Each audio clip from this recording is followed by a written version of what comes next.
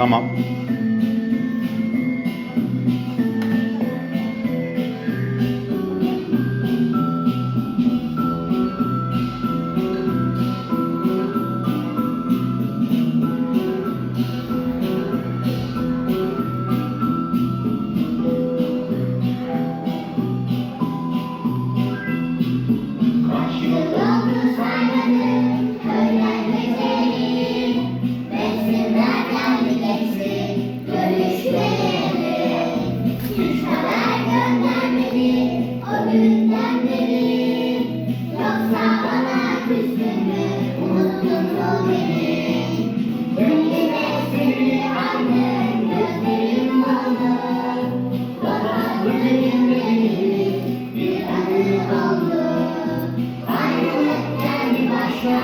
Katlanmak gerek.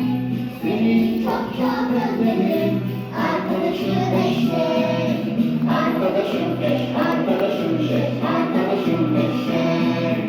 Arkadaşım eş, arkadaşım eş, arkadaşım eşek.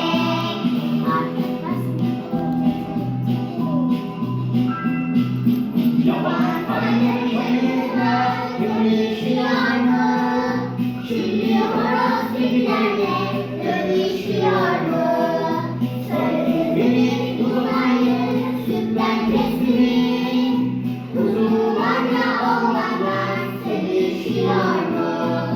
Uzun kulaklarını son bir kez salla.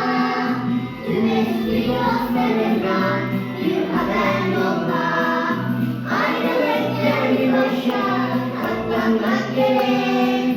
Seni çok çok özledim, arkadaşım eşek. Arkadaşım